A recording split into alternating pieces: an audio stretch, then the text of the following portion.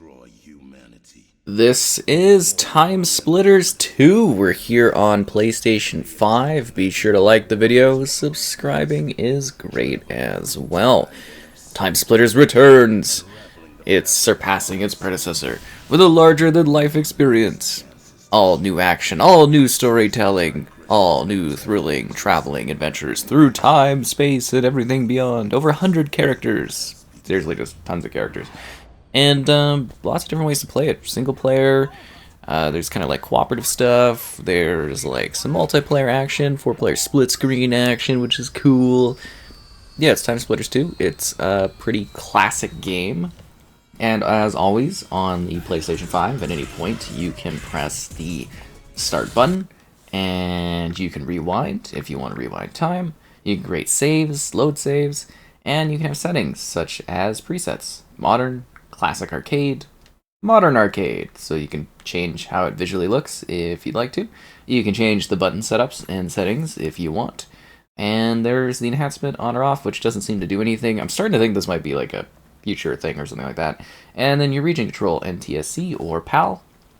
And then yeah, you're able to jump in and play the magic that is TimeSplitters 2, which is a pretty well, again, loved classic game. And something that I think has resonated a lot with people over the years. A plot that spans time, with mysteries, battles, and all kinds of cool scenes. And a little bit of humor too. We're gonna just skip ahead here so we can actually get into the gameplay. We're gonna start with Siberia 1990, jumping in on the normal experience. So again, this is like an emulated setup for the PlayStation. So it is like that original sort of experience and version. It was kind of pretty technically impressive at the time. There was a lot of cool gameplay moments, and there was a game before and a game after, so it's like Future Perfect, which we'll be diving into and having videos for all of the TimeSplitters on PlayStation. It was cool to take a look at them on Xbox through their backwards compatibility program, and now it's also great to see it finally arrive on the PlayStation side of things as well. So these games all kind of get like a little bit of an upgrade, and this one, it's not like the PSP and the PS1 stuff, so we're getting like a 1080p, but it is like a letterbox. So this is what I kind of give the call for it, where it's not widescreen, you know, it doesn't take up the whole screen, and 60 FPS, so that it is like fluid, quote unquote. So if you're kind of familiar with TimeSplitters, you might be aware of the kind of backdrop where you kind of get the feeling and the immersion from the era of, well, basically like Perfect Dark and or GoldenEye. Kind of really has that feeling going on. Sorry, I have to turn off the inverse look because I literally cannot handle the inverse looking at these games. I can't do it. Oh, come on. There we go. We're rocking it. I got this. Should just really be rocking the pistol. So anyways, it's that classic experience. It looks actually like really good. I think the first one did too. And it is a little kind of like jaggedy. It's not super sharp compared to like sort of what I'm used to for this one, but it's still like a really I think good-looking kind of game. Like, I think it holds up pretty well, and as I said, it's a bit of a classic thing. So you can jump in here and do this single-player setup, or there is, you know, some other like setting options and stuff like that. Like, there's actually quite a lot to it in terms of like multiplayer play in that, and probably be showing off a bit of that too, because I think the multiplayer play of it is pretty fun. Gonna grab that sniper ammo. Kind of an annoying sound, eh? The alarm. I kind of wish I didn't mess up with the shooting, but you know, it is what it is. And a dam too. I wonder if this feels familiar to some people. There's no power. So if you played the first TimeSplitters game, like, I don't know if the level of actual like level design is quite up to what it is for this one. Like, this one really does embrace more of a, you know, you are kind of moving through setup levels where you have missions and goals, and there's different dynamic enemies to deal with. Inventory status, deactivate, so you've got different missions, and as I said, if you're coming from something like, say, the love of GoldenEye, or a game like that, I think you will genuinely have a really good time, and you'll feel right at home playing this one, although it will feel slightly different gameplay-wise, because it does its own sort of thing with the gameplay. Would you please die, easier people? Really dynamic character options too. Got the Soviet S47, nice. Although not a lot of ammo going on here.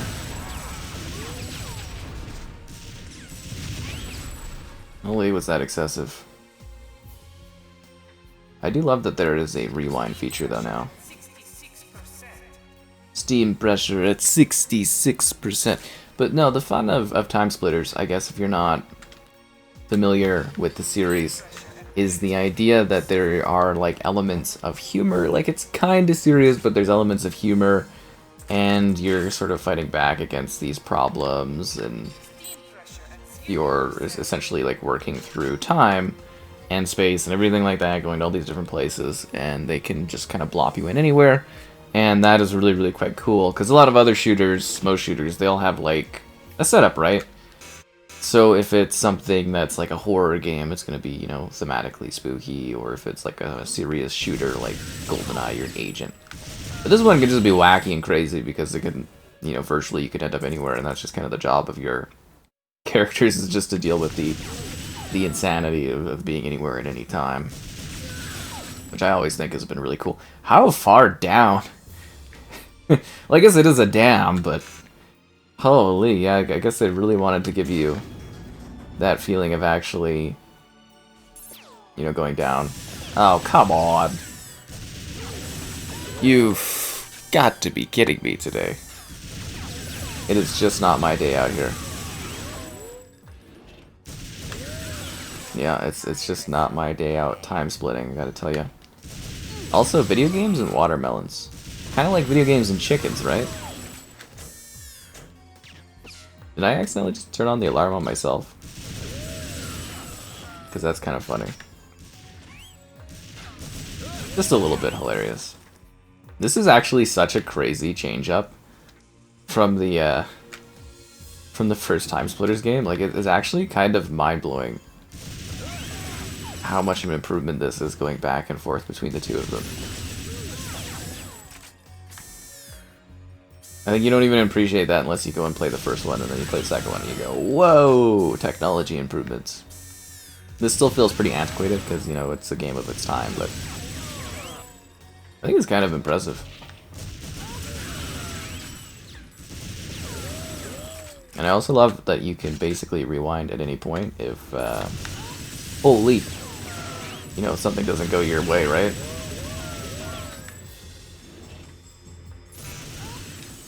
I didn't grab the system disc. Oh, I forgot about that. Where's the system disc?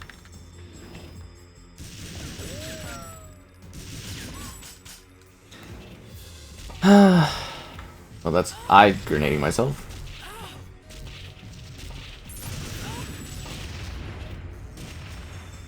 Okay. There we go, all good. Are you serious? Yeah, can I just... I'm just gonna take, like, just gonna go back a little bit. just gonna go back a little bit and think about my life and my decisions. Yeah, and that's the beauty of, like, the emulated stuff, is, like, being able to go back. Okay, well, we're not restoring power.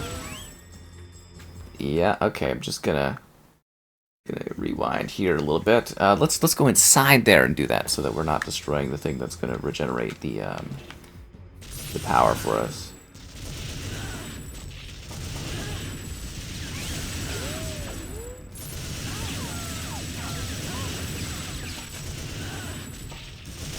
Why are you so hard to destroy? Okay, I don't even have the proper... I don't have the gun out.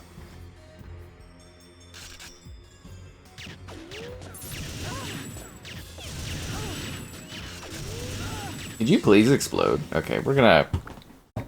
Just gonna rewind that. Like, why don't you blow up? You're driving me crazy. Like, it's actually driving me nuts. Okay, here we go. Here we go.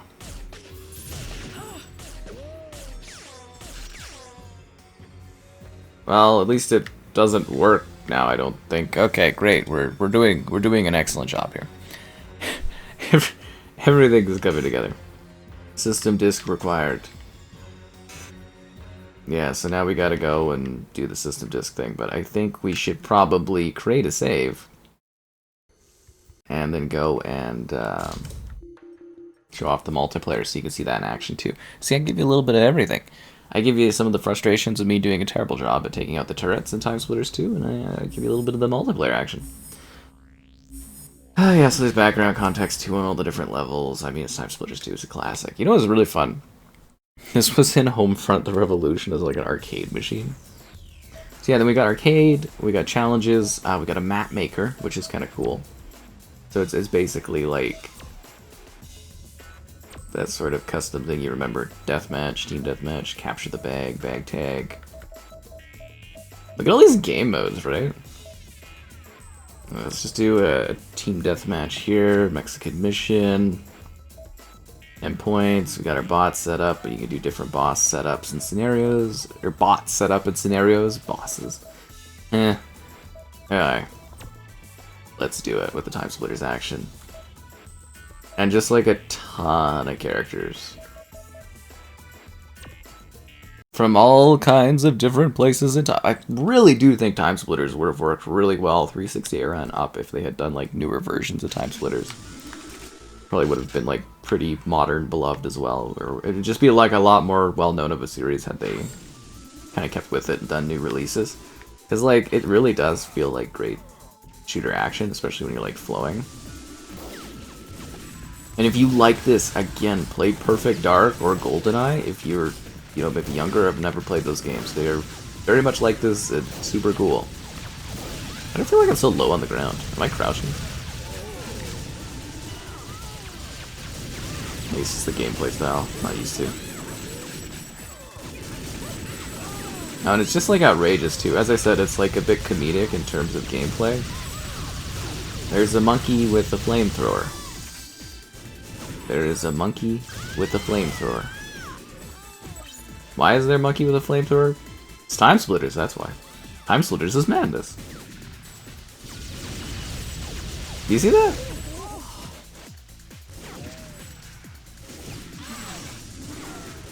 So yeah, the multiplayer in this game is an absolute blast. I keep going after the monkey. Oh, the monkey's got a sawed off.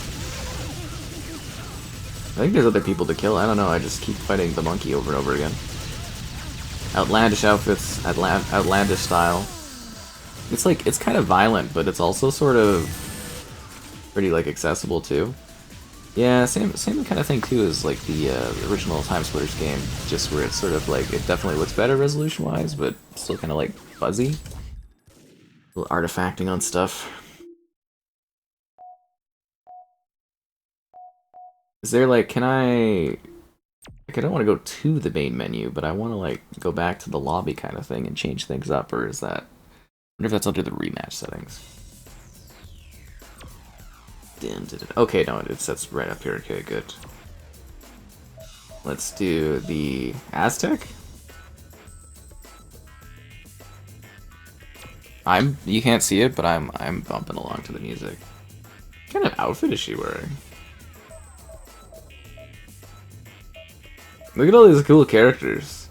Kitten Celeste. Oh. Groovy.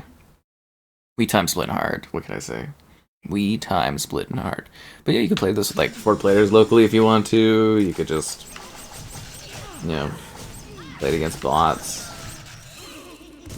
You can do the campaign thing. You can do the custom map editor thing. You can really play it however you want. It's just a great time, and as I said, a bit of a classic shooter game. Like, I think this franchise is insanely well loved, as well as I know. Seriously, you've been missing out if you haven't been time splitting before. And I think he's a dinosaur. I was forgetting how silly this game is. See, there's a reason it's a beloved classic.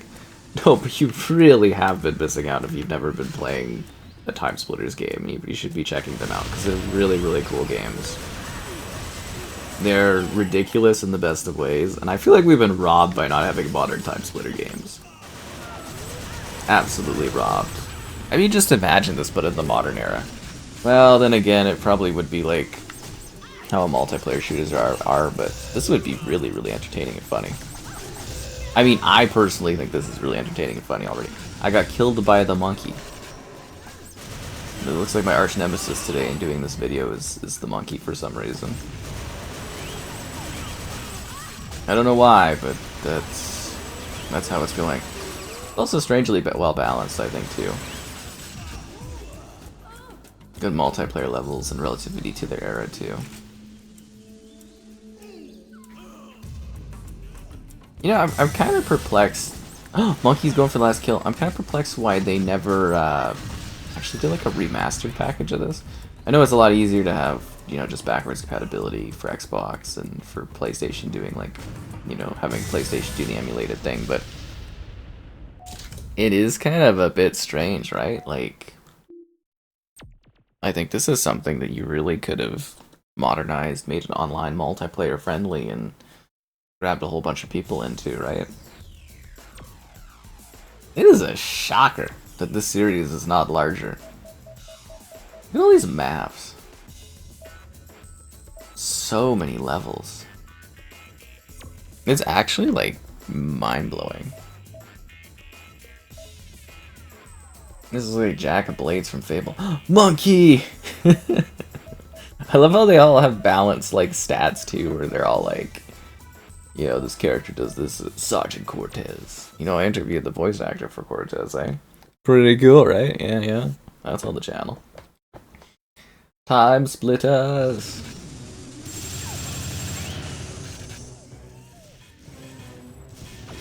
Spawn on the turret. I should really do a stream where I just play the TimeSplitters games in multiplayer. And just do this over and over again. Okay, who's wanting to die first? You know, I was thinking that I would go back and I'd play some of the single-player campaign in this video, but I'm just having too much fun with this. This is zany. I got the minigun!